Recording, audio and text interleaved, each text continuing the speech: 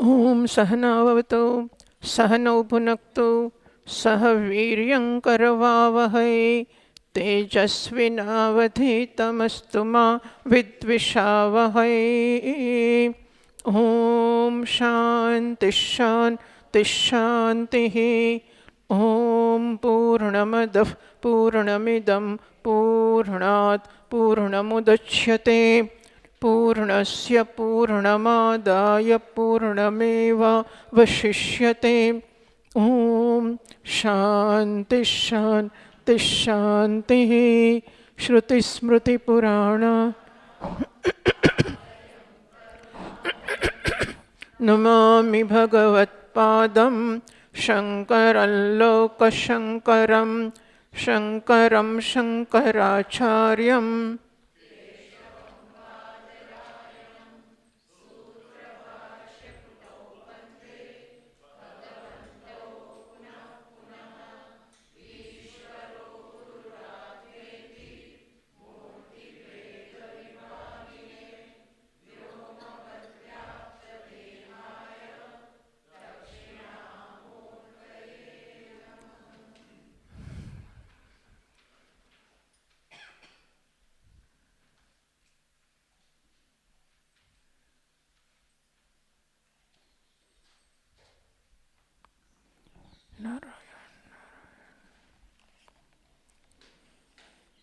ધન્યાષ્ટકમની રચના ભગવાન શંકરાચાર્ય મહારાજે કરી છે.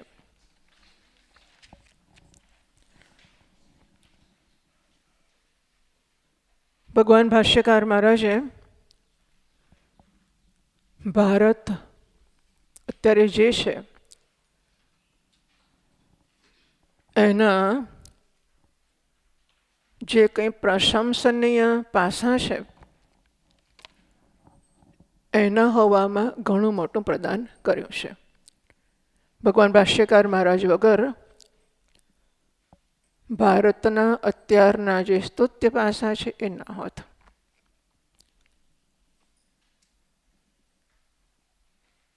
ઇતિહાસ ભૂગોળ વગેરેમાં કામ કર્યું. ભારતની 4 સીમાઓ બાંધી નિશ્ચિત કરી. એ ઘણી બધી વસ્તુઓ ઉપરાંત 4 પીઠોનું સ્થાપન કર્યું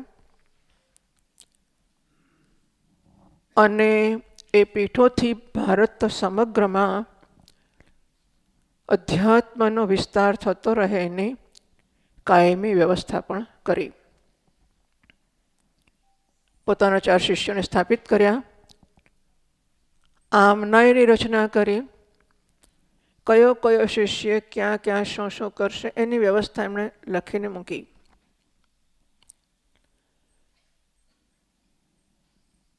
આ બધા ઉપરાંત મહાન પ્રદાન ભાષ્યકાર મહારાજનું એમનું રચેલું વાંગ્મય સાહિત્ય ઘણું મોટું પ્રદાન છે. એમની જે રચનાઓ છે એમાં એક મોટું પાસું પ્રસ્થાનત્રયનું ભાષ્ય, બ્રહ્મસૂત્ર, ભગવદ્ ગીતા અને 10 મુખ્ય ઉપનિષદ. શ્વેતર વિશે નિશ્ચય નથી કે ભાષ્યકાર મહારાજની રચના છે, પણ મુખ્ય 10 ઉપનિષદ, બ્રહ્મસૂત્ર અને ભગવદ્ ગીતા એના ભાષ્યની રચના ભગવાન ભાષ્યકાર મહારાજને કરેલી નિશ્ચિત છે. બીજું મહત્વનું વાંગ્મયમાં પ્રદાન ભાષ્યકાર મહારાજનું એ ભાષ્યકાર મહારાજે રચેલા પ્રકરણ ગ્રંથો.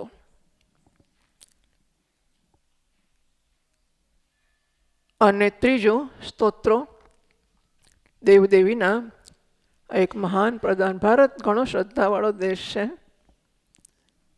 અહીં મંદિરમાં કાલે મારે નજર પડી. મને બહુ ઓછું જોવાનું મળતું હોય છે, તમે તો કદાચ રોજ જોતા જ હશો આ વસ્તુઓ, પણ કેટલી શ્રદ્ધાથી લોકો આવે છે. કોઈ બહેન બહારના એટલે ગામના કે બીજા કોઈ હશે આપણામાંથી, મને લાગે છે કે નથી, હું જાણતી નથી. પણ પેલા પોઠિયાને ભેટવું ને પછી આ મોટો પોઠિયો છે એટલે આમથી આમ સુધી she was trying to reach, કે વેધર શી રીચ એ પહોંચ્યા કે નહીં મને ખબર નથી. અને પછી આખા પોઠિયાને હાથ ફેરવવો, અને પછી એના કાનને ને આંખને ને બધા અલગ અલગ અંગોને હાથ ફેરવવો. કદાચ મેં પહેલી વાર જોયું હશે. બધા લોકો પછી બીજું શું છે આગળ, કંઈક જે કંઈ છે બધી જ જગ્યાએ બધા એટલી બધી શ્રદ્ધા હતી, વાહ. અને ખાસો વખત એમણે લીધો, હા, આમ ફટાક દઈને આમ હાથ ફેરવીને ચાલા માંડ્યા નહીં, એટલે આપણું એક કામ પૂરું, ચલો આગળ. કેટલી એમને અંદર શાંતિ થઈ હશે, હા, કે વાહ, હું ધન્ય થઈ ગઈ કે મેં પોઠિયાને હાથ ફેરવ્યો, મને સ્પર્શ મળ્યો ને. તો આ ભારત દેશ આખો કેવળ શ્રદ્ધાથી ભરેલો હશે. જે માણસ જે કરતો હશે, જ્યાં શ્રદ્ધા રાખતો હશે, પણ શ્રદ્ધા છે. હવે શ્રદ્ધા ઘણા પ્રકારની હોય તો શકે છે, સાત્વિકી, રાજસી, તામસી. પણ મુખ્યત્વે આ જે સાત્વિકી શ્રદ્ધા, એટલે સાત્વિકી ના હોય એને કન્વર્ટ કરીને સાત્વિકીમાં લઈ આવવી. બધા વિગ્રહોની સ્થાપનાઓ હતી ભારત દેશના અનેક મંદિરોમાં. વાહ, મને લાગે છે કે મંદિરોની ગણતરી અમદાવાદની જ શક્ય નહીં હોય એકલા. તો ગુજરાત ને ભારતનો તો પ્રશ્ન જ ક્યાં છે. અનંત અનંત અને અનંત અદ્ભુત મંદિરો છે, અનંત મંદિરો. કેટલી શ્રદ્ધા, અને શ્રદ્ધા કંઈ મફત ટકતી નથી. પછી જો શ્રદ્ધા રાખેલી ખોટી જ પડે ને ખોટી જ પડે ને ખોટી જ પડે ને ખોટી જ પડે તો પછી ના ટકે. એટલે શ્રદ્ધા સાચી પડતી તો હશે જ ને લોકોની. આ જે સાત્વિકી શ્રદ્ધાના આસ્પદો એવા સ્થાનો ઊભા કર્યા ભગવાન ભાષ્યકાર મહારાજે, જ્યાં જ્યાં મંદિરોમાં વામપંથી પ્રકારોથી પૂજા ઉપાસનાઓ થતી હતી, અથવા વિગ્રહો એ પ્રકારના હતા, તો બદલીને સૌમ્ય વિગ્રહો સ્થાપિત કર્યા, પૂજા પદ્ધતિ સ્થાપિત કરી. પંચદેવ પૂજા ભગવાન ભાષ્યકાર મહારાજે આપી, કે બધા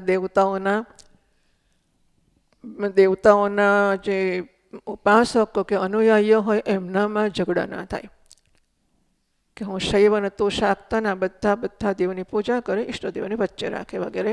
પંચદેવ પૂજા આપી અને સ્તોત્રો રચ્યા. સામાન્ય સ્તોત્રોમાં ભગવાનના શ્રી વિગ્રહના સૌંદર્યનું વર્ણન વગેરે હોય, એવા એ કંઈ નથી એવું નહીં, કર્યા ભાષ્યકાર મહારાજે. પરંતુ ઘણા બધા સ્તોત્રોમાં એમણે શાસ્ત્રોના જ સંદેશને સમાવ્યા. એટલે આ મહાન પ્રદાન ભાષ્યકાર મહારાજનું વાંગમય એમાં રહ્યું. સનાતન ધર્મ અત્યારે હું સંકોચ એટલા માટે પામું છું કે અત્યારે ટક્યો છે એવું બોલવાનો મને હક છે કે શોભેવું છે કે સનાતન વૈદિક ધર્મ અત્યારે ટક્યો છે એમને લીધે. અત્યારે ટક્યો છે એવું કહેવાય કે ના કહેવાય, એને માટે હું સંકોચમાં છું. એટલે મેં કહ્યું કે પ્રશસ્ત પાસા છે એ એમને આધારિત છે. બાકી અત્યારની સ્થિતિ તો તમે બધા જ જાણો છો ને હું જાણો છો, એટલે જે છે તે છે. પણ છતાંય ચાલો, હજુ આપણી શ્રદ્ધા ટકી છે, હજુ ક્યાંક સત્સંગ સાચો ચાલે છે વગેરે વસ્તુઓ. પણ જ્યાં જ્યાં કશુંક પ્રશંસનીય છે, ભાષ્યકાર મહારાજનું પ્રદાન અલબત્ત અવશ્ય છે. પ્રકરણ ગ્રંથોની વાત આપણે કરી. એક પ્રકરણ ગ્રંથ ધન્યાષ્ટક ભગવાન ભાષ્યકાર મહારાજનો છે. પ્રકરણ ગ્રંથોમાં ભગવાને ભાષ્યકાર મહારાજે બધા પ્રકારના લખ્યા. સાધનની સમજ આપતા, સાધ્યની સમજ આપતા. જેમ કે સાધન પંચકમ, તો શું કરવું, કેવી રીતે કરવું, ભાષ્યકાર મહારાજે સાધન પંચકમાં બતાવ્યું કે આ તબક્કામાં આ સાધનોમાં આગળ ચાલી શકાય. ધ્યેયનું પણ ત્યાં ચિત્ર તો આપ્યું છે. પછી ધ્યેય કેવું છે, આત્મા કેવો છે વગેરે આત્મબોધમાં એનું ચિત્રણ કરવામાં આવ્યું. આમ સ્તોત્ર, દક્ષિણામૂર્તિ સ્તોત્ર સંપૂર્ણ તત્વથી ભરેલું. જગન્નાથાષ્ટકમ હું ધારું છું ને, અંતર્યામી બ્રાહ્મણ વગેરેના શ્લોકો એમાં આવ્યા. એટલે ઉપનિષદોના મંત્રોને એમણે સ્તોત્રોમાં સમાવ્યા. આમ સ્તોત્રોથી મોટા પ્રદાન કર્યા. સ્તોત્ર દક્ષિણામૂર્તિ સ્તોત્ર પ્રકરણ ગ્રંથ બની જાય એ પ્રકારનો થયું. એવો એક પ્રકરણ ગ્રંથ ધન્યાષ્ટકમ છે. પ્રકરણ ગ્રંથ કોને કહે છે? તો શાસ્ત્ર એક દેશ સંબદ્ધમ. શાસ્ત્રમાં બધી વસ્તુઓ હોવી એ તે કંઈ બધા ઉપનિષદોમાં બધું છે એવું નથી, પણ છતાંય ઉપનિષદો વેદ છે, અપૌરુષેય છે, નારાયણના પોતાના નિશ્વાસ રૂપે પ્રગટ થયા છે. એટલે ધારો કે એમાં પણ આ વેદોનો સંદેશ છે, ઉપનિષદોનો કે બ્રહ્માત્મૈક્યનો. પ્રકરણ ગ્રંથમાં પણ ફેરે કે પ્રકરણ ગ્રંથ માનવ રચિત છે, ઉપનિષદો નારાયણની ઉચ્છ્વાસ રૂપે પ્રગટ થયા છે. તો આ શાસ્ત્રમાં જિજ્ઞાસુને, સાધકને જિજ્ઞાસા જન્મી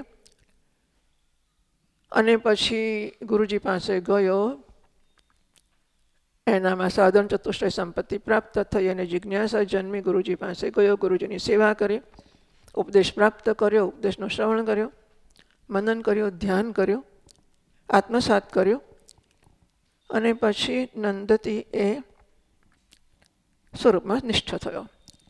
આ બધા પાસાનું વર્ણન શાસ્ત્રમાં આવે. પ્રમાણનું નિરૂપણ આવે, પ્રમેયનું પણ આવે. એટલે પ્રકરણ ગ્રંથ છે એ શાસ્ત્રના એક પાસાને લઈને ચાલે એવું બને. એવું પણ જરૂરી નથી. વિવેક ચૂડામણી જેવા ગ્રંથો બધી વસ્તુઓનું નિરૂપણ કરે છે, પણ શાસ્ત્રના એક વિષયને લઈને ચાલે એવું બને. શાસ્ત્ર કાર્યાંતરે સ્થિતમ. શાસ્ત્રના જે પ્રદાન કરવાના કાર્ય છે કે જે પ્રદાન છે એમાંના કોઈ એકને કે વધારેને એ ન્યાય આપતા હોય. આહો પ્રકરણમ નામ ગ્રંથભેદમ વિપશ્ચિત. આ પ્રકારના ગ્રંથને વિપશ્ચિત, ગ્રંથના કે ગ્રંથોના ભેદોને સમજનારા વિદ્વાનો આ પ્રકારનું જ્યાં પ્રદાન હોય, ત્યાં વ્યક્તિની રચના હોય, ત્યાં એને પ્રકરણ ગ્રંથ નામનો ગ્રંથ કહેશે. ધન્યાષ્ટકમ આવો એક પ્રકરણ ગ્રંથ છે. ધન્યની ચર્ચા કરી આપણે કે ધન્ય કોણ છે. તો હુંની સમજ આપી.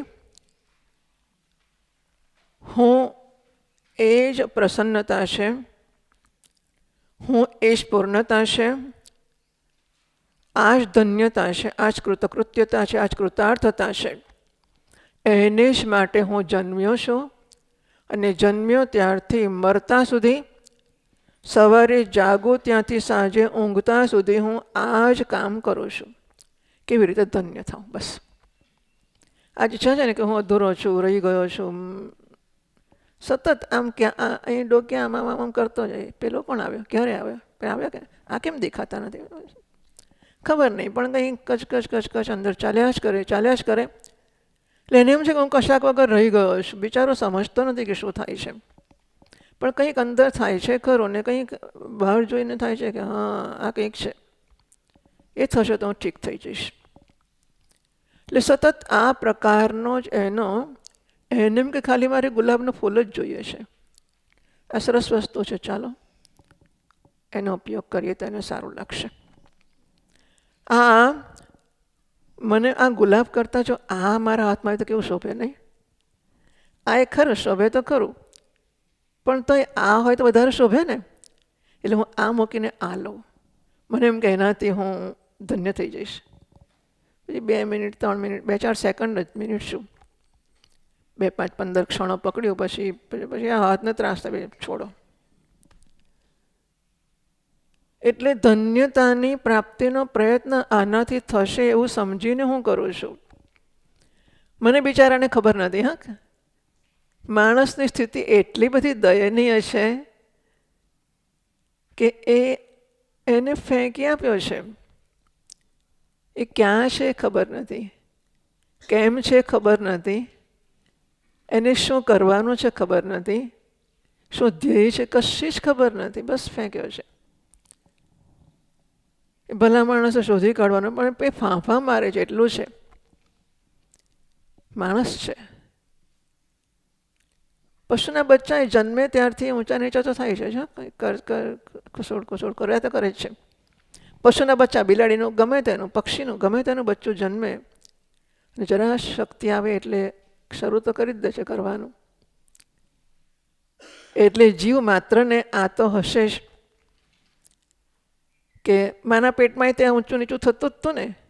જન્મ એનામાં જીવ તો હતો જ ને. જીવ વગર ક્યાંથી કામ ચાલે? દરેક સેલમાં જીવ હતો ને, બધા સેલ જીવે છે. અને પછી 2x થાય તો જીવે જ ને.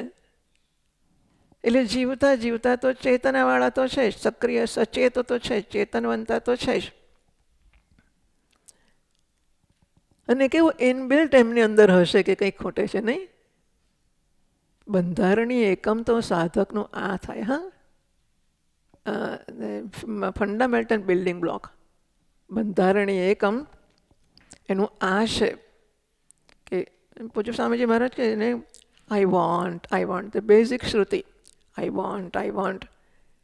એને હજુ એ ખબર નથી કે આઈ વોન્ટ મારે જોઈએ છે, પણ કંઈક વિચારું કશી ખબર નથી, પણ ફાંફા મારે છે.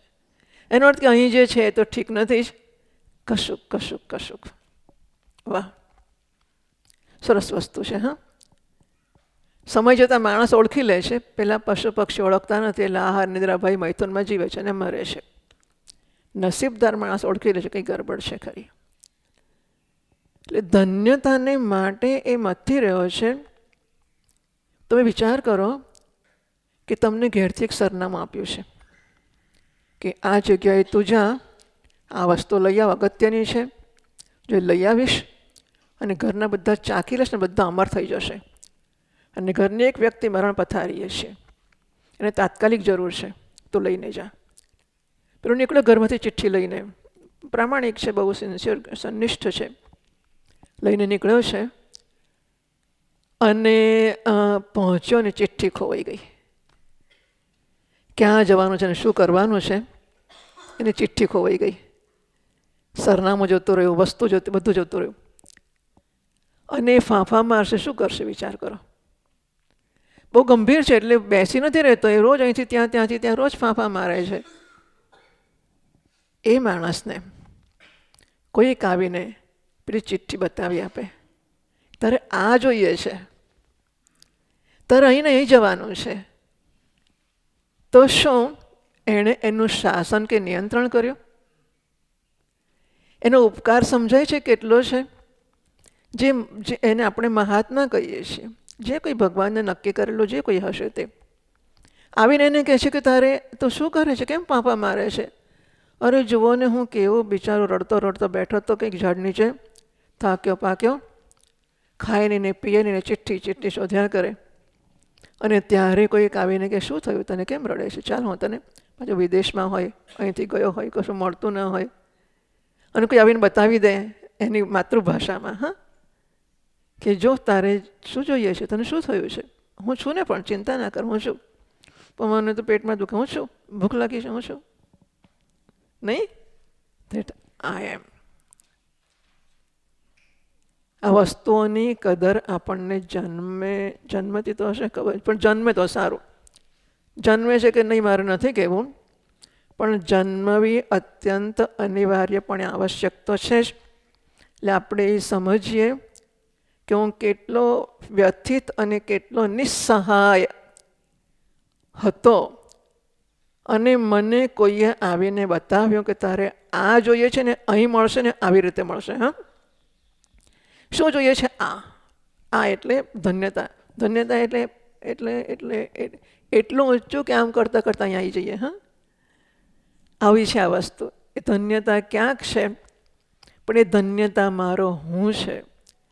બિચારો ધન્યતાને શોધે છે, ધન્યતાને શોધે છે એ ખબર નથી, અને ક્યાં છે એ ખબર નથી, કેવી રીતે મળશે એ ખબર નથી, અને પણ એ નવરો નથી બેસી શકતો, એ ફાંફા માર્યા કરે છે. તો આ કોઈ માણસ છે. એટલે એવું છે કે વસ્તુને આપણે મારી ગુલાબ, મારા હાથમાં ગુલાબ હોય તો મને આંખ હોય તો દેખાય નહીં કે ગુલાબ છે, બરાબર ને? એટલે તો મને આંખો હોવી જોઈએ, બીજું મને જેને પ્રમાણ કહેવાય. બીજું ગુલાબ શું છે કે કેવું છે એની મને જાણ હોવી જોઈએ, એને લક્ષણ કહેવાય. ગુલાબનું લક્ષણ ખબર હોય અને મારી પાસે ગુલાબને જોવાનું પ્રમાણ હોય તો લક્ષણ પ્રમાણાભ્યામ વસ્તુ સિદ્ધિ. અરે વાહ, તો શું વાંધો નહીં, બસ હવે શાંતિથી પડી ગયું છે. લક્ષણ પ્રમાણાભ્યામ વસ્તુ સિદ્ધિ ન તો પ્રતિજ્ઞા માત્રેણ. મારા હાથમાં હું આ પકડી, આ આખું છે, આ પકડીને હું કહું મારા હાથમાં પકડીને, જોયું મારા હાથમાં ઘોડો છે, મેં પ્રતિજ્ઞા કરી, હા મારા હાથમાં ઘોડો છે, સિદ્ધિ થશે ઘોડાની કે નહીં થાય? બરાબર સમજ પડી? મારા હાથમાં આ લઈને હું જાહેર કરું છું, પ્રતિજ્ઞા કરું છું કે મારા હાથમાં ઘોડો છે, ઘોડાની સિદ્ધિ થશે કે નહીં થાય? કેમ નહીં થાય? ન તો પ્રતિજ્ઞા માત્રેણ, પ્રતિજ્ઞા કરવા માત્રથી વસ્તુની સિદ્ધિ થતી નથી. શેનાથી થાય છે? લક્ષણ પ્રમાણાભ્યામ વસ્તુ સિદ્ધિ. મને ઘોડાનું લક્ષણ ખબર હોવી જોઈએ. ઘોડો કોને કહેવાય? એને કેશવાળી હોય ને, પૂંછડી હોય ને, 4 પગ હોય ને, બાંધ્યું હોય ને, વગેરે વગેરે. અને મને જોવાના પ્રમાણ આંખ હોય, હું આંખોથી જોઉં ને લક્ષણ ઘટાવું, ઓ આઈસી લક્ષણ ઘટે છે, વાહ ઘોડો છે કે ઘોડો છે. તો ધન્યાષ્ટકમાં મારે જાણવું છે કે હું ધન્ય છું. એ તો આપણે પ્રતિજ્ઞા કરી કે હું પ્રસન્નતા છું, હું પૂર્ણતા છું, હું છું, હું બરાબર પ્રસન્નતા બરાબર પૂર્ણતા, પણ લક્ષણ શું, પ્રમાણ શું, બરાબર? એટલે ધન્યાષ્ટકમ આપણને ધન્યતાને માટેનું લક્ષણ આપશે, પ્રમાણ પણ આપશે. તો આપણે હવે ધન્યાષ્ટકમ સ્તોત્રના શ્લોકને વાંચવાનો આરંભ કરીએ. આ બે જ છે, એટલે પહેલું બીજું જેવું કશું છે નહીં. આ જગ્યાએ પહેલો શ્લોક છે, આપણે વાંચીએ. તજ્ઞાનમ પ્રશમકરમ યદિન્દ્રિયાણામ તજ્ઞેયમ યદ ઉપનિષત્સુ નિશ્ચિતાર્થમ તે ધન્યા ભુવિ પરમાર્થ નિશ્ચિતે હા તે ધન્યા ભુવિ શેષાસ્તુ બ્રહ્મનિલયે પરિભ્રમંતઃ.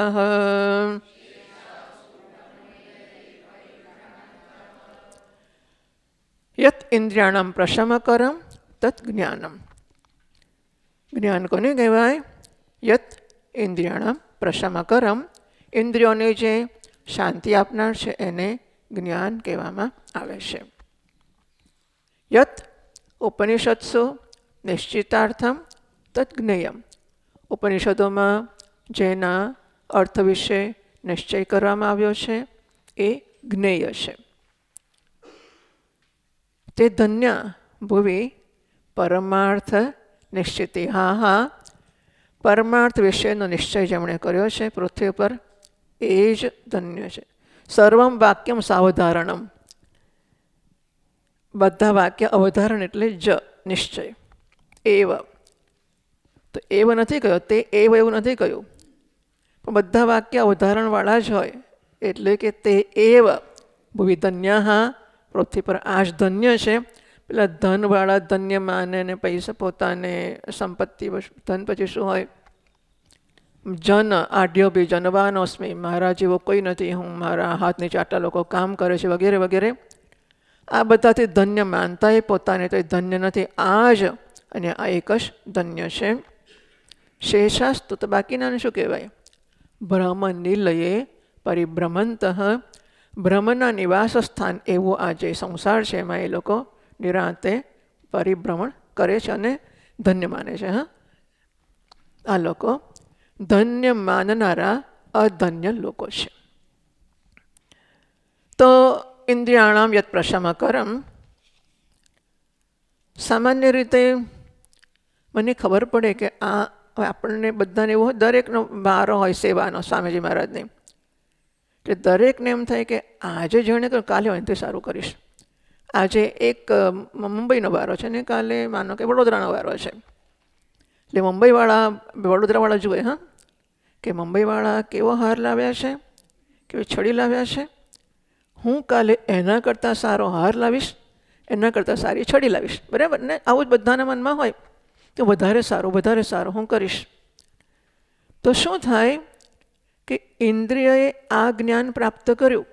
આંખે કહ્યું ને કે આ છડી છે, ગુલાબ છે, પાછું આ બાંધ્યું છે નીચે, એનાથી લાભ થતો હશે કે ગેરલાભ એ ખબર નથી પકડનારને. પણ ઇન્દ્રિયે જ્ઞાન આપ્યું આ છડીનું, એનાથી શું થયું કે આનાથી વધારે સારું શું, એની શોધ જન્મી. ઇન્દ્રિયમાં શાંતિ જન્મી કે વિક્ષેપ જન્મ્યો? બરાબર છે. ઇન્દ્રિયો જ્યારે આ વસ્તુને જાણે છે ત્યારે એનામાં આનાથી બીજું કયા પ્રકારની છડી છે, કયા પ્રકારના હાર છે, ક્યાં મળે છે, ક્યાંથી લાવો છો, શી કિંમત છે. તો જે જ્ઞાન અત્યારે પ્રાપ્ત થાય છે એ બધા જ જ્ઞાન મારામાં બીજા જ્ઞાનની ઈચ્છા જન્માવે છે. એટલે કે ઇન્દ્રિયોમાં વિક્ષેપ કે અશાંતિ જન્માવે છે. એ બધું અનાત્માનું જ્ઞાન છે, ઇદમનું જ્ઞાન છે, દૃશ્યનું જ્ઞાન છે, મારાથી ભિન્નનું જ્ઞાન છે, ક્ષેત્રનું જ્ઞાન છે. શાસ્ત્રમાં એને એક તો લૌકિક વિદ્યા અને વૈદિક વિદ્યા એમ એક ભાગ પડાય. લોકવ્યવહારની વિદ્યા, વેદોમાં સંસ્કૃત આવો છે, વેદોમાં રિવાજ આવો છે, વૈદિક જીવન પદ્ધતિ આવી છે, એમ વૈદિક વાંગ્મય પણ આવું છે. અને લૌકિક વાંગ્મય જુદું છે. લૌકિક વિદ્યા અને વૈદિક વિદ્યા, લૌકિક વિદ્યા તો બધી આ જ કામ કરે, તે જે જાણું એના કરતાં બીજી અનેક જ્ઞાનની ક્ષિતિજોને ખોલી આપે. બ્રહ્મવિદ્યા સર્વવિદ્યા પ્રતિષ્ઠા મંડક શરૂઆત કરનાર કહે છે કે આ કેવી વિદ્યા છે? બ્રહ્મા દેવાનામ પ્રથમ સંબભુવ વિશ્વસ્ય કર્તા ભુવનસ્ય ગોપ્તા સહ બ્રહ્મ વિદ્યામ સર્વવિદ્યા પ્રતિષ્ઠામ. બધી વિદ્યાઓની પ્રતિષ્ઠા એવી વિદ્યા. તો પેલી બધી વિદ્યાઓ લૌકિક વિદ્યાઓ છે, એ અંત પામતી નથી. એ માણસને એમ ખાઈએ એમ ભૂખ ઓછી થાય ને, એમ વિદ્યા મળે તો વિદ્યાની ભૂખ ઓછી થાય ને. પણ વિદ્યા મળે તેમ તેમ ભૂખ વધારે લાગે છે. બોલો, આવી વિદ્યા છે. વિદ્યાઓ જેમ જેમ મળતી જાય તેમ તેમ એ આંખનો ડૉક્ટર જુદો હોય, હા કાનનોય જુદો હોય, ખબર નથી તમને? ના, કાનનોય જુદો હોય. નાકનો આંખ નાક કાનને ભેગા કરી દઈશું હોય, એ જુદા, નાકને કાનના જુદા નથી હોતા હોય છે. એ તો ખરું, પણ જુદા નથી હોતા. એક હોય એનો અર્થ એવો નહીં કે જુદા નથી હોતા, હોઈ પણ શકે, બરાબર. એટલે આંખના જ આ પણ નાક ને કાન, નાકમાં ડાબા નાકના ને જમણા નાકના જુદા હોઈ શકે કે નહીં? હોઈ શકે, ના કહેવાય જ નહીં. દુનિયામાં સંશોધનો થયા જ કરશે ને નવું નીકળ્યા જ કરશે. રિસર્ચ બંધ થઈ જાય નહીં તર, એટલે ચાલશે જ, તો ચાલ્યા જ કરશે. એટલે દુનિયામાં જેમ જેમ જાણતા જઈશું તેમ તેમ જાણવાની ભૂખ ઓછી થાય કે પૂરી થઈ જાય, પૂરું પેટ ભરી જાય? ના, જ્ઞાનની ક્ષિતિજો વિસ્તરતી જશે. હજુ વધારે આમ ભૂખો જન્માવ્યા કરશે. ભગવાને ઇન્દ્રિયોને આવી બનાવી છે. પરાંચી ખાની 3 સ્વયંભૂ તસ્માત પરાંગ પશ્યતિ. વિચારો શું કરે? આંખને આમ જ વિચારો કે આંખને આમ જોવાની છૂટ ખરી કે નહીં? આમ આ ભૂંગળા આમ મૂક્યા છે, એટલે એને આમ સંભળાય કે આમ સંભળાય? આમ જ સંભળાય ને. નારાયણ આવું જ મૂકી આપ્યું છે. એટલે પરાંચી ઇન્દ્રિયો બધી બહિર્મુખ જ છે. ઇન્દ્રિયો મન વગર કામ ના કરે. આ તો ખાલી ભૂંગળા છે, એટલે મન બહિર્મુખ છે. પરાંચી ખાની કહ્યું ને, પણ ઇન્દ્રિયો શું કરે? અંતર્મુખ બહિર્મુખ ઇન્દ્રિયો કશું નથી, મન બહિર્મુખ છે. આવું જ નારાયણે બનાવ્યો છે. અને નસીબ જો કે બહાર જુએ છે, ખાય બધું જુએ છે, એ પણ આંખ દ્વારા રૂપના જ્ઞાનની ઈચ્છા છે. હા, બધી ઈચ્છાઓ જ્ઞાનની છે. જોવું એ આંખ દ્વારા રૂપના જ્ઞાનની ઈચ્છા છે. સાંભળવું એ કાન દ્વારા શબ્દના જ્ઞાનની ઈચ્છા છે. સૂંઘવું એ નાક દ્વારા ગંધના જ્ઞાનની ઈચ્છા છે. ગંધની ઈચ્છા નથી, ગંધના જ્ઞાનની ઈચ્છા છે. બધી ઈચ્છાઓ જ્ઞાનની જ છે. ચાખું જો આ પેલું શું છે, ચટણી છે, સંભાર છે, કેવો છે જુઓ ખરા, ચાટી જોઈએ. ખાટું ખાટું છે, તીખું તીખું છે, નહીં જોઈએ. ખાટું ખાટું નહીં જોઈએ. તો રસના દ્વારા સ્વાદના જ્ઞાનની ઈચ્છા છે, ત્વચા દ્વારા સ્પર્શના જ્ઞાનની ઈચ્છા છે. આ બધી ઈચ્છાઓ મને નવા જ્ઞાનની ઈચ્છા માટે આ કંઈ બહુ સારું નથી લાગતું. હા, એના કરતાં આ કેવું છે, પણ આ તો પેલું મોરપંખ તો ખરબચડું ખરબચડું, આ સરસ છે. બસ જેટલું જ્ઞાન પ્રાપ્ત કરીશું, નવું જ્ઞાન, નવું જ્ઞાન, નવું જ્ઞાન, એટલે આપણા હૃદયમાં જે ઉણપનો કે અધૂરપનો ખ્યાલ છે ને, બધા જ્ઞાનો એ ખ્યાલને દૃઢ કરે છે અને વધારે ઊંડો કરે છે કે હજુ જાણવાનું છે, હજુ જાણવાનું છે, હજુ જાણવાનું છે. સુખ માટે આપણને કે જાણીશું એટલે ધન્ય થઈ જાય. આ બધાની ધન્યતા બધાની પાછળ લાગેલી છે. જાણીશું એટલે મને ખબર જ નહીં કે આ સરસ હાર છે, જો જુદી જાતનો છે.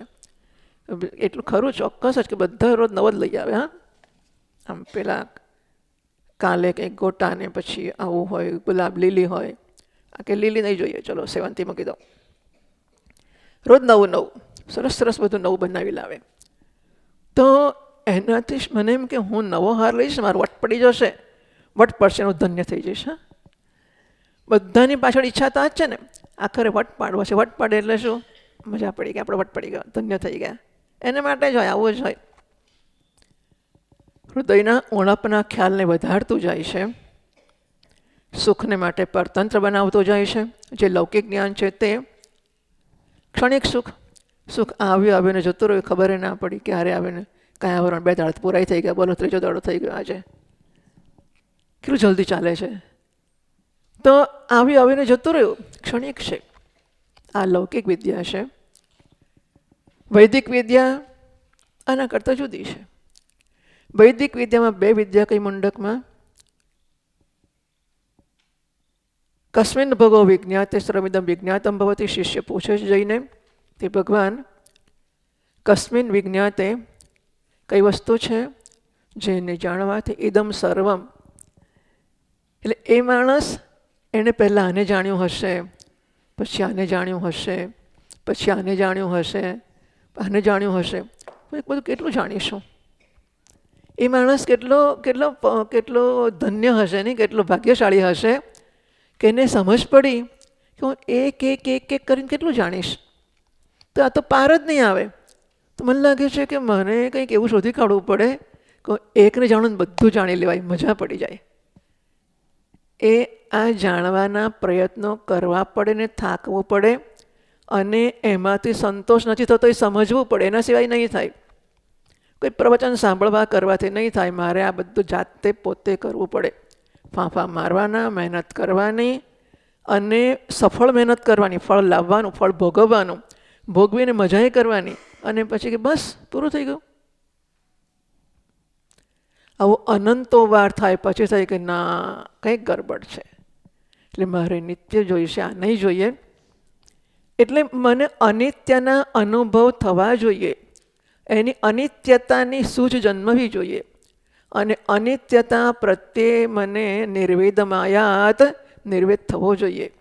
અહમ તો શિવેન કૂટસ્થેન શિવેન ધ્રુવેન અચલેન અર્થેન અર્થી. હું આમ બહુ સરસ છે. આ જો આહાર લેવો બહુ સરસ, પેલો બહુ જ સરસ, બધા બહુ સરસ છે.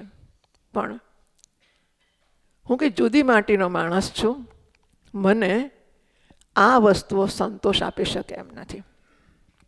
એટલે મારી ઊંચાઈનો મને અંદાજ આવી જવો જોઈએ કે it's not my cup of tea. એ બહુ સરસ છે, એનો તિરસ્કાર જરા પણ નથી, બહુ જ ઉત્તમ છે, બહુ જ સરસ છે. પણ હું એને માટે મિસફિટ છું. મારે કંઈક જુદું જોઈશે. નિર્વેદમાયાત અનિત્યના અનુભવ અને પોતાના વ્યક્તિગત નિશ્ચય વગરનો અનિત્યનો ત્યાગ અને નિત્યની જિજ્ઞાસા બધું ચાલતું નથી હોતું. અનિત્યનો અનુભવ કરવો જ, અનિત્યની ઈચ્છા થાય, પછી પ્રયત્ન થાય, પછી મળે, પછી ભોગવવાનું, ભોગવીને પછી જોવાનું. હવે જોવાનું જેને નસીબમાં હોય તે જુએ, બાકીના તો ભોગવીને બીજું, પછી ફેંકીને બીજું, ફેંકીને બીજું, ફેંકીને બીજું. ના, ક્યાં સુધી આ કર કરીશ? હું આ લાવું છું, ફેંકીને પાછું નવું. પણ એવું ના હોય કે લાવવું ના પડે ને ફેંકવું ના પડે, એવું કશું. આ બધી નારાયણની અનહદ કૃપાથી જ આ વસ્તુ થઈ શકે. એટલે એને ઈચ્છા કરી, પ્રયત્ન કર્યો, મેળવ્યો, ભોગવ્યું, આનંદ કર્યો, આનંદ જોતો રહ્યો અને એણે નોંધ્યું કે જોતો રહ્યો. હા, આટલું બધું કર્યું, જોતો રહ્યો. બીજું, ત્રીજું, ચોથું, પાંચમું, 2 વર્ષ, 5 વર્ષ, 10 વર્ષ, 15 વર્ષ, 1 જન્મ, બીજો જન્મ, ત્રીજો જન્મ, 50 જન્મ, હજારો જન્મમાં કર્યું. એક દાડો તો થાય? નો મોર. હવે વધારે મારે મેળવું ને ભોગવું ને જતું રહે, આ નહીં ચાલે. એવું ખરું કશુંક જે આવીને જાય જ નહીં. કસ્મિન ભોગ વિજ્ઞાતે સર્વમિદં વિજ્ઞાતમ ભવતિ. ભગવાન કઈ વસ્તુ છે જે એકને જાણવાથી સર્વનું જ્ઞાન થઈ જાય? તસ્માત તત્સર્વમ અભવત. હા, જો સર્વનો ઉપયોગ બ્રહ્મવૈદમ અગ્રહાસીત તદાત્માનમેવાવેત અહમ બ્રહ્માસ્મિતિ તસ્માત તત્સર્વમ અભવત. ત્યાં સર્વમ છે. કસ્મિન ભગવ વિજ્ઞાતે સર્વમ ઇદમ વિજ્ઞાત ભવતિ. સર્વમ છે. આ સર્વમ એ અહીં સર્વ જ્ઞાનનો વિષય કહ્યો. સર્વમ વિજ્ઞાતમ ભવતિ. ત્યાં શું કહ્યું? સર્વમ ભવતિ, સર્વ બની જાય છે. અહીં જે જ્ઞાનનો વિષય છે એ જ્ઞાતા અને જ્ઞેયનો નથી, જ્ઞાતાના જ જ્ઞાનનો વ્યાજ છે. બરાબર? સર્વમ ભવતિ, સર્વ બની જાય છે. સર્વને જાણે છે એવું નથી કહ્યું. પ્રશ્ન એ છે કે કેવી રીતે સર્વને જાણે છે? ઉત્તર એ છે કે હું બ્રહ્મ છે એવું જાણવાથી એ સર્વ બની જાય છે. સર્વ એનાથી ભિન્ન જ્ઞેય રહેતું નથી. એ સર્વનો જ્ઞાતા અને સર્વ એનું જ્ઞેય એવું રહેતું નથી. એ પોતે સર્વ બની જાય છે. તો ઉપનિષદ કહે છે કે આ જે વિદ્યા જ પેલો શૌનક પૂછે છે કે મહારાજ કઈ વસ્તુ છે? એકના જ્ઞાનથી બધાનું જ્ઞાન થાય? જવાબ આપે છે, 2 વિદ્યા વેદિતવ્ય. 2 વિદ્યા જાણવા જેવી છે, પરા અને અપરા. પરા ચૈવ અપરા ચ. અપરા વિદ્યા હું સિવાયની વસ્તુઓની વિદ્યા છે. આવે છે, જાય છે વગેરે એના લક્ષણ આપણે કયા. જ્યારે બીજી વિદ્યા પરા છે યયા તદ અક્ષરમ અધિગમ્યતે. તો આપણે એમ કહીએ કે અપરા એ જ્ઞાતાથી જ્ઞેયને ભિન્ન રાખનારી વિદ્યા છે. જે જાણું છે મારાથી આનું જ્ઞાન, આનું જ્ઞાન. અહંકાર પણ ઇદમ છે એનું જ્ઞાન. ઇદમના, દૃશ્યના, અનાત્માના, જડના, હું સિવાયને બધા જડ છે. આ બધા જ્ઞાનો અપરા વિદ્યા છે. યયા તत् અક્ષરમ અધિગમ્યતે. યયા વિદ્યયા, યયા વૃત્ત્યા, જે અખંડાકારા વૃત્તિ અહમ બ્રહ્માસ્મિ જન્મ છે, ત્યાં સુધીનું બધું અપરામાં જતું રહેશે. એનાથી જે પ્રકાશિત થશે ને એ જ પરાવિદ્યા છે. એ હું તરીકે પ્રકાશિત થશે. એટલે પરાવિદ્યા આટલી જ છે કે હું તરીકે એ પેલા સર્વને, બ્રહ્મને, તત્ને અંદરથી પ્રકાશિત કરે છે. આત્મભાવસ્થ ભાસ્વતા જ્ઞાનદીપેના. એના અંતઃકરણમાં પ્રકાશમાન જ્ઞાનદીપક રૂપે નારાયણ કહે છે હું પોતે પ્રકાશિત થાઉં છું. આ પરા અને અપરા 2 વિદ્યા છે. તો કોને જ્ઞાન કહેવાય? જેનાથી અપરા વિદ્યા અથવા ઇદમની વિદ્યા, જગતની વિદ્યા એ મારા કરતાં એના જ્ઞાનના વિષયને ભિન્ન રાખે છે. મારામાં ઇન્દ્રિયોમાં વિક્ષેપ જન્માવે છે. પરાવિદ્યા કઈ છે? યદા પંચાવતિષ્ઠન્તે જ્ઞાનાની મનસા સહ બુદ્ધિશ્ચ ન વિચેષ્ટતિ તામ આહોહ પરમામ ગતિમ. આ ઉપનિષદો કરતાં જુદી વ્યાખ્યા છે? ના, ઉપનિષદની જ વ્યાખ્યા છે. ઉપનિષદ કહે છે યદા પંચ જ્ઞાનાની મનસા સહ, અવતિષ્ઠન્તે, મન સહિતની 5 જ્ઞાનેન્દ્રિયો જ્યારે શાંત થઈ છે, એને પોતાનાથી ભિન્ન જોવાનું, સાંભળવાનું, સૂંઘવાનું, ચાખવાનું, સ્પર્શવાનું બધું કરીને ધરાઈ ગઈ છે. વાહ! નિર્વેદનો અર્થ વૈરાગ્ય થાય, પણ મૂળ સંતોષ અર્થ કરવાનો. બહુ ખાધો, બહુ જોયો, બહુ સૂંઘ્યો, બહુ એટલું બધું ભરાઈ ગયું છે અહીં સુધી, બધું ભોગવી લીધું છે, હવે કશું બાકી નથી રહ્યું.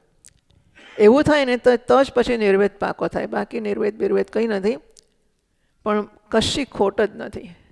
બસ નિર્વેદમાયાત અકૃતઃ નાસ્તિ. યદા પંચાવતિષ્ઠન્તે જ્ઞાનાનિ મનસા સહ, બધી ઇન્દ્રિયો મન સહિત પોતપોતાના જાણવાના ક્ષેત્રમાંથી નિવૃત્ત થઈ જાય છે, અવતિ સ્થિર થઈ જાય છે, સ્થિત થઈ જાય છે. બુદ્ધિ પણ કંઈ અંદર અંદર કર્યા કરે કે નહીં, પછી આના પછી આમ કરીશું, પછી બ્રહ્મજ્ઞાન થઈ જશે ને એકવાર, પછી હું હિમાલયમાં જઈશ, ત્યાં જઈને ધ્યાન કરીશ. ધીમે ધીમે હિમાલયમાં સાધુ બેસે એટલે લોકો આવવા તો માંડે જ, લોકો દક્ષિણા આપશે, પછી હું ત્યાં ઝૂંપડી બાંધીશ, ધીમે ધીમે ઝૂંપડીમાં ફોટો મૂકે શંકરાચાર્ય ભગવાનનો, પછી કહીશ કે શંકરાચાર્ય ભગવાન અહીં જ આવિર્ભાવ થયો હતો, અહીં જ એમનો તિરોભાવ થયો હતો, એટલે પછી લોકો વધારે પૈસા આપશે. પછી ઝૂંપડીમાંથી થોડું મંદિર કરીશ, મંદિરમાંથી મહેલ બાંધી દઈશ. બુદ્ધિ તો કામ કરવાની જ છે ને. એટલે બુદ્ધિ આ બધું કરે તો ઇન્દ્રિયો હવે શાંત થઈ ગઈ છે. કશું આજુબાજુ જોતી, સાંભળતી, સૂંઘતી નથી, પણ બુદ્ધિ બધું જાતનું અંદર કાંત્યા કરે છે. બુદ્ધિશ્ચ ન વિચેષ્ટતી. ઇન્દ્રિયો સહિતની મન અને બુદ્ધિ બધું જ સ્વસ્થ છે, પોતાના સ્થાનમાં સ્થિત છે, પ્રસન્ન છે, ધન્ય ધન્ય છે. તામ આહુઃ પરમામ ગતિમ, આ પરમ ગતિ છે. તો આ જે પરમ ગતિ છે એ અહીં કહ્યું તો જ્ઞાનમ યત ઇન્દ્રિયાણમ પ્રશમકરમ. આવું જ્યારે જ્ઞાન થાય ત્યારે એને જ્ઞાન કહેવાય. યત ઇન્દ્રિયાણમ પ્રશમકરમ તદ જ્ઞાનમ. ઇન્દ્રિયોને જે પ્રશમ કરનાર છે એ જ્ઞાન છે, એવો અન્વય થશે. તો જાણવાનું શું? જ્ઞેય કોને કહેવાય? જ્ઞેય એટલે જાણવાનો વિષય. જ્ઞાતા એટલે જાણનાર, જ્ઞેય જાણવાનો વિષય. જ્ઞાનમ, જ્ઞેયના દર્શનથી જ્ઞાતામાં જે જન્મે એને જ્ઞાન કહેવાય, વૃત્તિ જ્ઞાનમ. તો જ્ઞેય કોને કહીશું? એટલે જ્ઞેય માટે કહેવામાં આવે છે ઉપનિષત્સુ નિશ્ચિતાર્થમ. ઉપનિષદોમાં જેના વિશે નિશ્ચય કરવામાં આવ્યો છે, તમ તું ઔપનિષદમ પુરુષમ પૃચ્છામિ. તને હું, એટલે આમ છે ને પ્રકરણ ગ્રંથો ઉપનિષદોના પ્રવેશ દ્વારો કહેવાય. ઉપનિષદોના ભણ્યા વગર આની સમજ જ ના પડે કશી. એ બધા ઉપનિષદો જોડે આમ ભાઈબંધી થઈ ગયો અને પછી સમજ પડે કે હું આમ ઓળખાય બધું, આ આપણું છે, આપણું છે, આપણું છે. તો તદ્જ્ઞેયમ ઉપનિષત્સુ નિશ્ચિતાર્થમ ઔપનિષદમ પુરુષમ પૃચ્છામિ. ઉપનિષદોમાં જેને જાણવાનો કયો છે એ પુરુષ વિશે હું તને પૂછું છું. ઉપનિષદમાંથી જ જેને જાણી શકાય છે એ પુરુષ વિશે પૂછું છું. ઉપનિષદ એક ગમ્યમ પુરુષમ. ઉપનિષદ વડે જ જેને જાણી શકાય એવો આ પુરુષ એ અહીં જ્ઞેય છે. એને મારે જાણવો છે. શું જાણવો છે? આને જ જ્ઞેય કહેવાય. ઉપનિષદોમાં જેને જાણવાના વિષય તરીકે કહેવામાં આવ્યો છે. ભગવાન કહે છે જ્ઞેયમ યત તત્ પ્રવક્ષ્યામિ યદ જ્ઞાત્વા અમૃતમશ્નુતે અનાદિમત પરમ બ્રહ્મ ન તત્ સત ન અસત ઉચ્યતે. આવો જ છે. સત અસત અનિર્વચનીય, બધું આવો છે. એને માટે આટલા ગ્રંથોની ચર્ચાઓ ચાલે છે. વાહ! યજ જ્ઞાતા અમૃતમ અશ્નુતે. આ બધા એટલા સ્પષ્ટ છે. જે જાણીને અમૃત મળે છે, અર્થાત જે ન જાણવાને કારણે મરણ મળે છે. સીધું થઈ ગયું ને. યદ જ્ઞેયમ તત્ પ્રવક્ષ્યામિ. ભગવાન કહે છે જે જ્ઞેય છે તે હું કહું છું. શેને માટે? એ જાણીશ ને તો અમૃત થઈ જઈશ. એટલે કે અમારું જન્મ મરણ કેમ છે? નથી જાણતું એટલે જાણી લે, અમૃત થઈ જઈશ. કેવું છે? અનાદિમત પરમ બ્રહ્મ. એ સચ છે કે કંઈ ખબર નથી પડતી, કંઈક છે ખરું, પણ આ જાણવા જેવું છે. એને જ્ઞેય કહેવામાં આવે છે. ઉપનિષદ એના માટે પ્રમાણ છે. બ્રહ્માત્મા ઐક્ય માટે અને એ જે જ્ઞેય છે તે હું છું. જ્યાં સુધી હું મને ના જાણું ત્યાં સુધી હું વ્યવહાર કરી શકું કે નહીં. માનો કે ઊંઘવાથી એ છાંદોગ્યમાં આવશે. ત્યાં કહ્યું કે રાત્રે જે ઊંઘી ગયો ને, વાઘ ઊંઘી ગયો ને સિંહ ઊંઘી, જે ઊંઘી ગયો સવારે જ ઉઠ્યો. દરેક વાઘ ઊંઘી ગયો હોય, સર બકરી ઉઠે તો એવું થાય કે ના થાય? રાત્રે ઊંઘી ગયો કોણ હતો? વાઘ હતો. સવારે ઉઠ્યો કોણ હતો? એ બકરી થઈ ગઈ. તો વાઘે બકરીને ખાવાની કે વાઘને જોઈને બીવાનો? મારે કરવાનું શું? હું કાલે વાઘ હતો, આજે બકરી છું. યદ્યત ભવતી તદા ભવતી. જે સૂતો એ જ ઉઠે છે. સૂતો પછી ઉઠ્યાની ઓળખ બદલાઈ ગઈ હોત તો વ્યવહાર ના થાત. આ તો ખબર છે કે પેલો કાલવાળો છે, પેલો કાલ પૈસા લઈ ગયો તે જ છે, એની કને માગવાના છે મારે, પેલો પૈસા મારી કને માગવાનો છે, કસી જાઓ પેલો આવે છે પૈસા માગશે, આમ જતા રહો. પરસ્પરને જાણ્યા વગર વ્યવહાર ના થાય ને. મારે મને પણ જાણવા પડે, બીજાને પણ જાણવા પડે. તો હુંને જાણ્યા વગરનો વ્યવહાર કેવો થાય? આપણે એને ગુજરાતી ભાષામાં ગાંડો કહીએ. હમત અલ્યા તું વિચાર તો કર કે પેલો કે હું તમને 25 લાખનું દાન આપીશ. કોણ કહે છે? પેલું વીણવા, છાપા વીણવા આવે ને, છાપાના કાગળિયા વીણવા લોકો સવારે નીકળતા હોય છે, ભાઈઓ બહેનો. એ કહે છે કે ચિંતા શું કામ કરો છો? કાલે 25 લાખનું તમને દાન આપીશું. માતાજીની ચિંતા કે કાલથી શું કરીશું, બધા ભણવા આવશે અને આપણે પ્રસાદ આપવો છે, પૂજા કરવી છે, પૈસાની જરૂર પડશે, આમ તેમ. ચિંતા ના કરશો માતાજી, કાલ 25 લાખ આપીશ. આપણે શું કહીએ? તું તને ઓળખીશ? ખબર છે તને તું કોણ છે? મને 25 લાખ 25 પૈસા છે, 25 રૂપિયા છે તારી કને? તું રિક્ષામાં કેમ નથી આવતો ચાલતો? માતાજી પૈસા નથી ને કેવી રીતે રિક્ષામાં આવું? 25 લાખ આપીશ મને? તો મને ઓળખું ના તો વ્યવહાર કરી શકું? ના કરી શકું. તો વ્યવહાર કરતાં પહેલાં મારે મને ઓળખવો પડે ખરો? ઓળખવો પડે તો વ્યવહાર સાચો થાય. ખોટો ઓળખો તો વ્યવહાર કેવો થાય? અલ્પાત્મા વ્યવહાર કરે તો ભીખ માગવાનો વ્યવહાર કરે, પૂર્ણાત્મા કરે તો આપવાનો કરે. વચ્ચેની જગ્યા કઈ છે ખબર છે? અલ્પાત્મા વ્યવહાર કરે તો માગવાનો કરે, પૂર્ણાત્મા વહેંચવાનો કરે. પણ અલ્પાત્માને પૂર્ણાત્મા બનવું છે તો જાણે કે હું પૂર્ણાત્મા છું એવું માની લઈને પૂર્ણાત્મા હોય તો કેવો વ્યવહાર કરે એવો એ શરૂ કરી દે. બનત બન જાય, બનતા બની જશે. હા, હું પૂર્ણાત્મા, કારણ કે કંઈ પૈસા કંઈ આપવાના નથી, ખાલી હસતું મોઢું જ રાખવાનું છે. પૂર્ણાત્મા થવા માટે કે ઘર બહારના દાન નથી કરી દેવાના, હસતે મોઢે જ વ્યવહાર કરવાનો છે. પેલો મારું લઈ ગયો, કંઈ વાંધો નહીં, તું ખુશ થા, ભગવાન તારું ભલું કરે, બસ હસતા મોઢે વ્યવહાર કરો, પૂર્ણાત્મા થઈ ગયા. એટલું જો કરતો જઈશ ને, ધીમે ધીમે મારો સ્વભાવ થઈ જશે. પછી હસતે મોઢે જ વાત કરીશ, પછી મોઢું ચડીને વાત જ નહીં કરું ને. ટેવ પડી ગઈ હસતા મોઢે કે પેટમાં બહુ સરસ દુખે છે, એટલું દુખે છે પેટમાં, અરે બહુ જ દુખે છે, એને બદલે સરસ દુખે છે પેટમાં કહેવાય. કશો આજે તો માથું આવું તો કોઈ દાડો જોયું નહોતું, વાહ કેવું સરસ માથું દુખે છે આજે કહેવાય. અભ્યાસની જ વાત છે. હા, અભ્યાસ જે કરીશું એ થશે, ટેવ પાડી દઈએ, પ્રસન્ન છું. તો અલ્પાત્મામાંથી પૂર્ણાત્મા થવા માટે હું પૂર્ણાત્મા છું, કારણ કે પૂર્ણાત્મા છું. ના હોત તો દંભથી, એને દંભ કહેવાત, તો એનાથી કશું ના વળ્યું હોત. પણ હું પૂર્ણાત્મા છું જ. આપણે શું કહ્યું? પૂર્ણાત્મા બનવાનો નથી, અલ્પાત્માને પકડીને કાઢવાનો છે. અને એનો રસ્તો આટલો જ છે કે દરેક ક્ષણે હું અંદરથી હું અલ્પાત્મા છું ને હું વ્યવહાર કરું ને ત્યારે પહેલાં મારી ઓળખ તો હોય જ.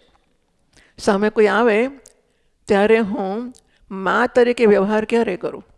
કોઈક સામે આવે, હું મા તરીકેનો વ્યવહાર કરું, ક્યારે કરું?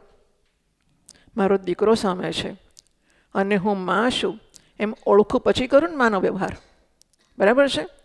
દરેક વ્યવહાર કરતાં પહેલાં હું અત્યારે કોણ છું આ સેટઅપમાં એ પહેલાં જોઈ લઉં છું, પછી વ્યવહાર કરું છું. એમને એમ નથી કરતો. અહીંયા આમ આવું એટલે પછી ચંપલ ત્યાં કાઢું, કંઈ કાઢું. હું જાણું સ્વામીજી મહારાજ વક્તા છે એ ત્યાં કાઢે, આપણાથી ના કાઢે. હું કોણ છું? શ્રોતા જ, મારે અહીં કાઢવાના. ચંપલ ક્યાં કાઢું એ કાઢતા પહેલાં હું કોણ છું એ નિર્ણય કરું કે નહીં? કરું કે નહીં? સમજાય છે શું પૂછું છું? હા, કહેવાનું કરું. ને કારણ કે તો જ આગળ ચાલે ને. મને તો ખબર જ નહીં કે હું કોણ છું. કોઈ વ્યવહાર ના થાય. દરેક વ્યવહારની પાછળ મારો નિર્ણય હોય જ છે કે અમુક છું.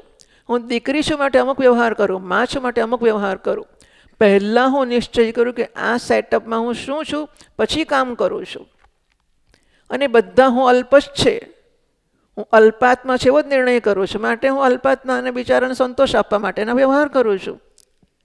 હવે હું નવો અભ્યાસ શરૂ કરું કે દરેક વ્યવહાર કરતાં પહેલાં હું પૂર્ણાત્મા છું. હું મજામાં તો છું જ.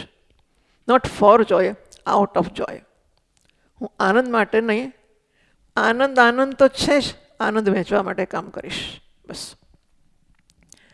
તો મારું જ્ઞેય આ હું બનશે. બરાબર.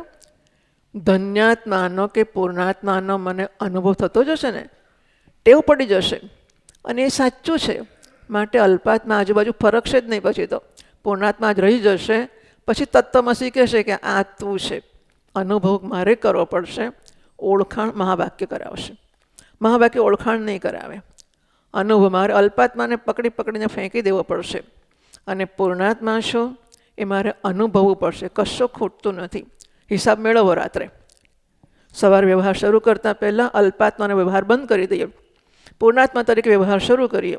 સવારે આપણી સંપત્તિ કે જે કંઈ હોય ગણી લઈએ અને અલ્પાત્મા તરીકે વ્યવહાર કરીએ. એને બદલે પૂર્ણાત્મા તરીકે વ્યવહાર કર્યો. પછી સાંજે ગણવું કે સંપત્તિમાં કંઈ ખોટ પડી.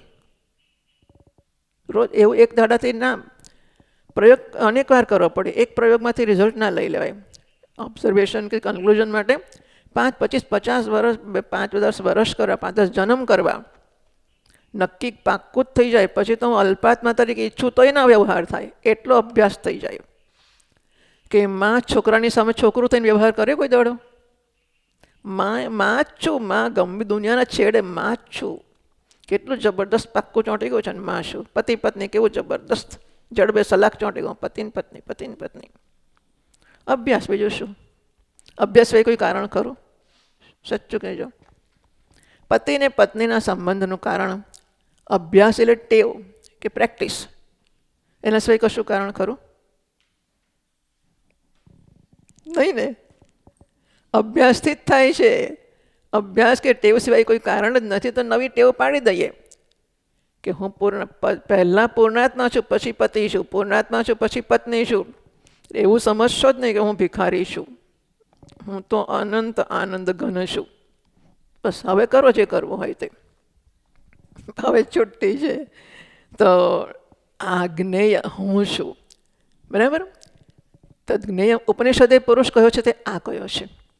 અને એ મારું જ્ઞેય છે. એટલે મારું જ્ઞેય છે એ ઇદમ નથી, અહમ છે. એ મારું જ્ઞેય છે. પછી આગળ આવો નિશ્ચય કરી લે. વિચાર તો કરો. અરે ધન્ય આવી ઈચ્છા કરે ને કે હું કાલથી આવું કરીશ. એ કેટલો ધન્ય છે ખબર છે? ધન્યોસી કૃતકૃત્યોસી પાવિતમ તે કુલમ ત્વયા યદ અવિદ્યા બંધ મુક્ત્યા બ્રહ્મી ભવિતુમ ઇચ્છતિ. તો કેટલો ધન્ય છે, કૃતકૃત્ય છે. તો આજે જ તું ધન્ય છે. કેમ?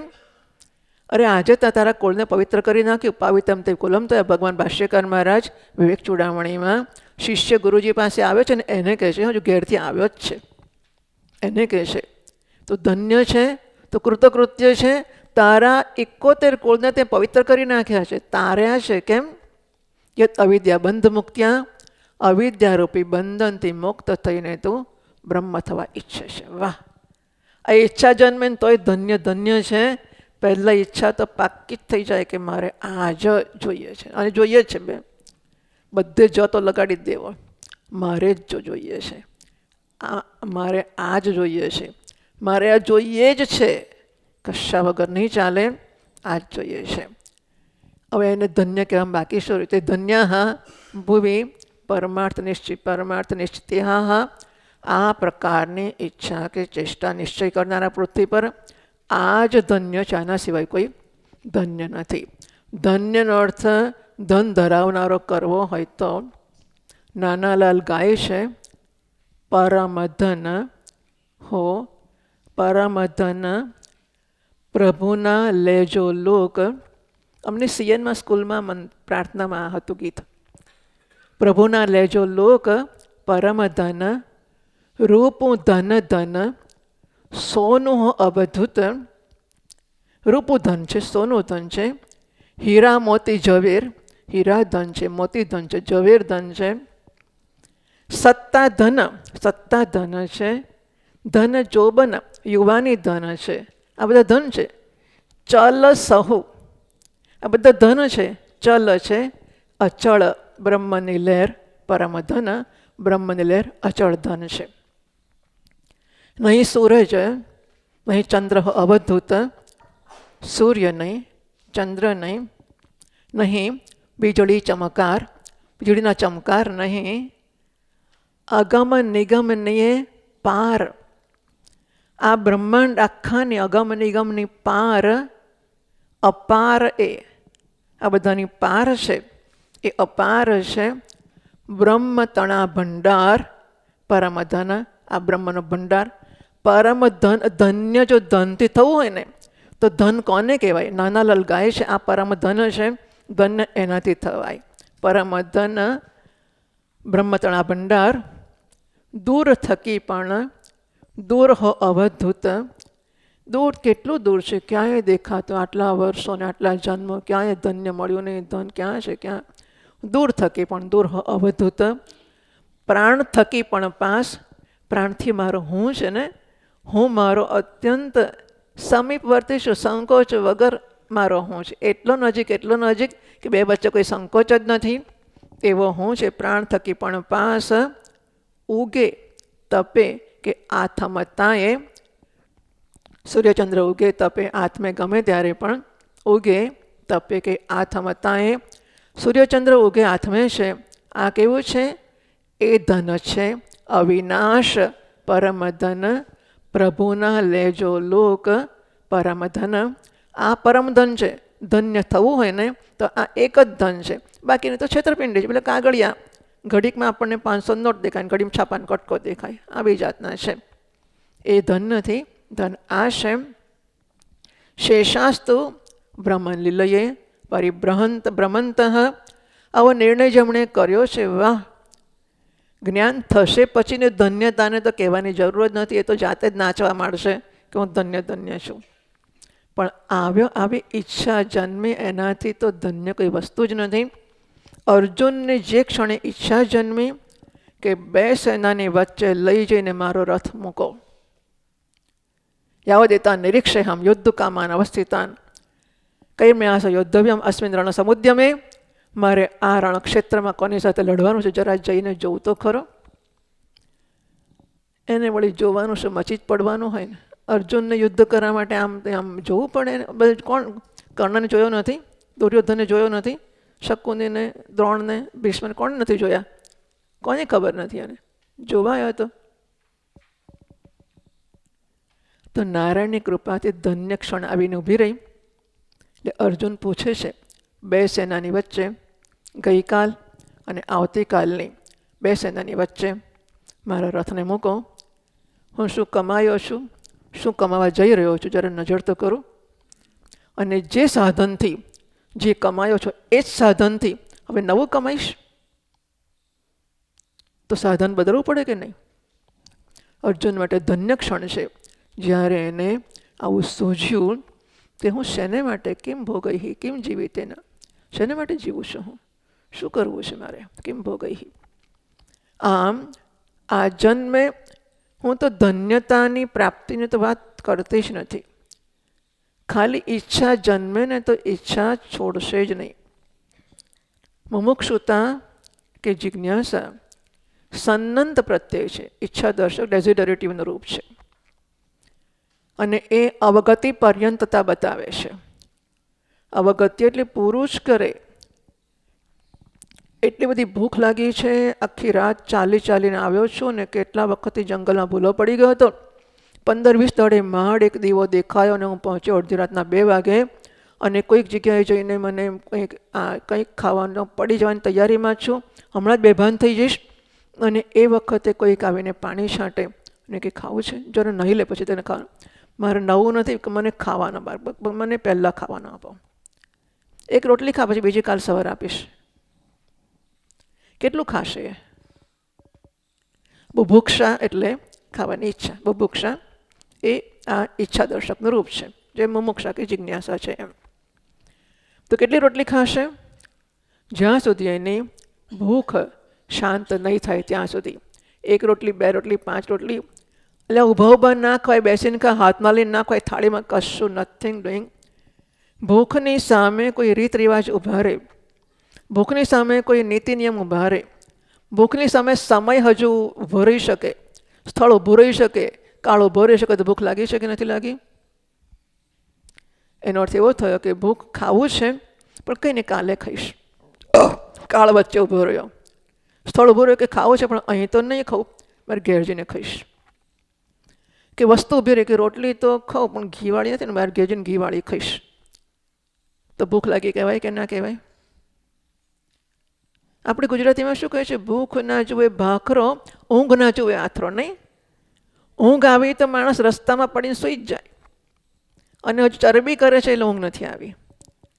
અને ભૂખ લાગે તો સૂકો ભાખરો ખાઈ જ લે, વાંધા વચકા પાડે છે એટલે ભૂખ નથી લાગી. બસ એવી જો આ સન્નંત પ્રત્યે આ બતાવે, અવગતિ પર્યંતતા બતાવે છે કે જિજ્ઞાસા જન્મી છે તો એનું કામ કરીને જ રહેશે. અંદર મેં કીધું ને કાલે પેલું કાનમાં સળવળતા કીડા જેવું, એવી જિજ્ઞાસા જન્મી એકવાર, તે ધન્ય જ થઈ ગયો છે. તે ધન્ય. હા, બાકીના લોકો છે એ શેષાસ્તો બ્રહ્મ નિલયે, બ્રહ્મના આખા જંજાળમાં, મોટા જંગલમાં, અરણ્યમાં આ લોકો પ્રેમથી પરિભ્રમણથી ફરી ફરી ઉપર નીચે આડા અવળા આમ તેમ જાત જાતના ચકડોળ બનાવે.